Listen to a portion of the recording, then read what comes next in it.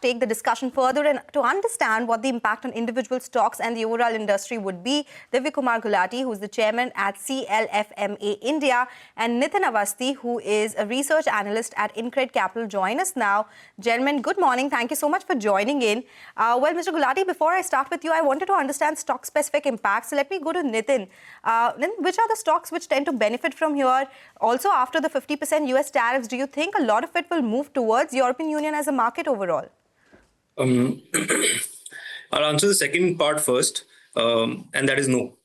We remain the top exporters to the US. Recent data suggests that we have only gotten stronger and we are only taking more market share in the US. So our exports in the US have not gone anywhere for it to move to EU. EU, on the other hand, has been a very big problem spot for India. For various reasons, there are a lot of trade barriers which have come, which is not only in form of tariff, which are not only commercially punitive, if I could use that word, but also in other manners, just to block these goods from entering Europe, which has made it very hectic. And many of the exporters from India have actually backed out of this market. Now that market is opening up. That is the big positive here. We are not going to move away from the US. Our share in the US remains where it is, and that's actually gotten stronger every month of this calendar year. And which stocks tend to benefit from this move? Immediately, there will be the processing companies, because processing companies will be the one selling their processed shrimp to the European market. But actually, if you look at it one level down, the whole segment is going to benefit, right? If you are selling more shrimp as a country, that means you have to produce more shrimp as a country. That means everything from the hatchery to the feed, to the farm, to the farmer, to the cold storage, everything has to expand. Nitin, so which would be the processing company? And the risk reward, which one would your preferred pick be? Just to complete this point about stocks. I would not go to the risk reward chain as of now. I'll just stick to the priorities that I mentioned, which is processing companies, immediate benefit, ancillary companies. Ancillary companies will be the secondary benefit. Processing companies, as of today, the large processing companies in India, you have Apex Frozen, you have Avanti's subsidiary, which is Avanti Frozen Foods, and you have a company called Coastal Corporation also doing quite well. The three companies that we have looked at the past also, and that we tend to cover also on a normal basis. So these companies, we have studied them, of course, we know them, of course, and this is the way the processing business is for them. Avanti Feeds, apart from this, is the largest feed manufacturer in India. Mr. Gulati, or to you, sir, thank you for sparing time and joining us.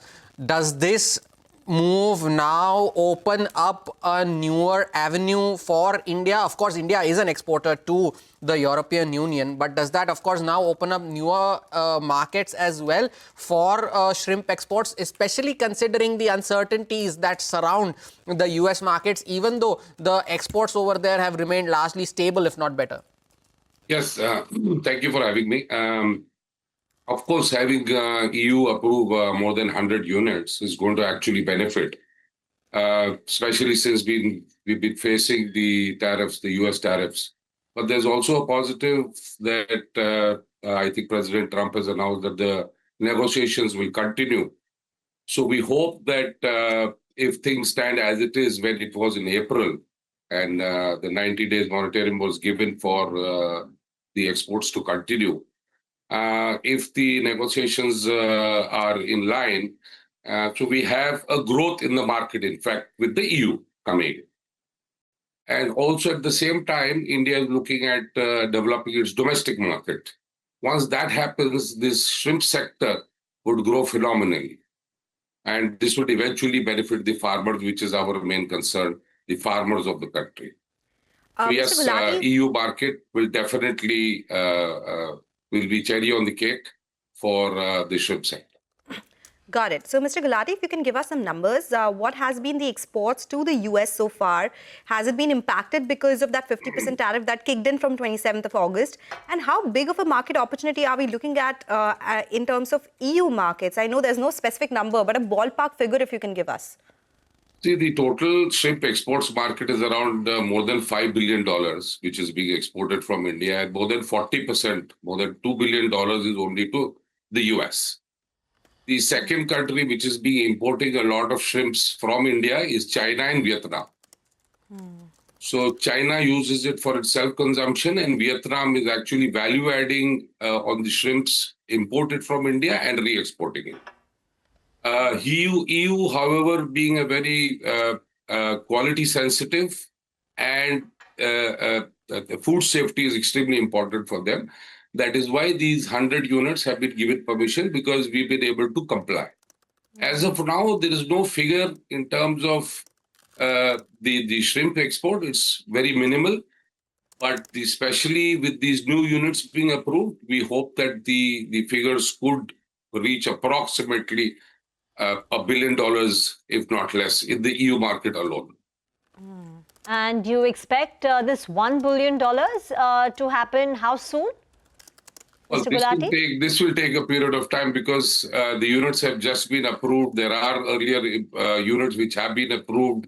Once it's a long term in terms of, the culture happens, it takes 90 days, and then we harvest, and then till the first lot goes, the products are tested, the quality assurance, the quality sensitivity. So I think it will take at least a year's time, if not more, to actually get to those figures. And that is if we fast track everything. Nitin, so taking that point from Mr. Gulati forward into company-specific trends, now since he mentioned that if things are fast-tracked, this would take at least 12 months for it to fructify, how does that show up on the numbers of these companies? Do you see an earnings improvement in FY27, if not for this year? And if so, what does that do to the prospects of these companies? And let's stick to the ones that you mentioned, be the Avantis, the Apex Frozens and the likes. So here, let me take Mr. Gulati's point forward. He mentioned that Vietnam is a very big market for us. But why are they importing so much from us? They're actually importing all these for pushing it to Europe. Almost all of our exports to Vietnam is pushed forward to Europe. Yes, primarily the reason was value add. But over a period of time, there has been absolute value addition has gone off the table. We do and produce high value products in India itself. We send it to Vietnam. Vietnam puts its stickers on it, and it goes to EU because our products cannot go to EU. And that is the sad part of it. So basically, all that export, if directly done, is a very, very big margin gain, right? And that is what we are looking at, like you rightly pointed out, in 27. Got that.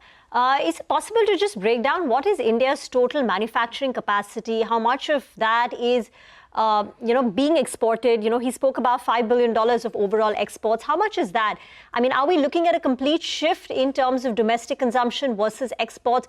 And can we get into the value-added services which can provide a margin boost? What's the big picture here now for shrimp manufacturers in India?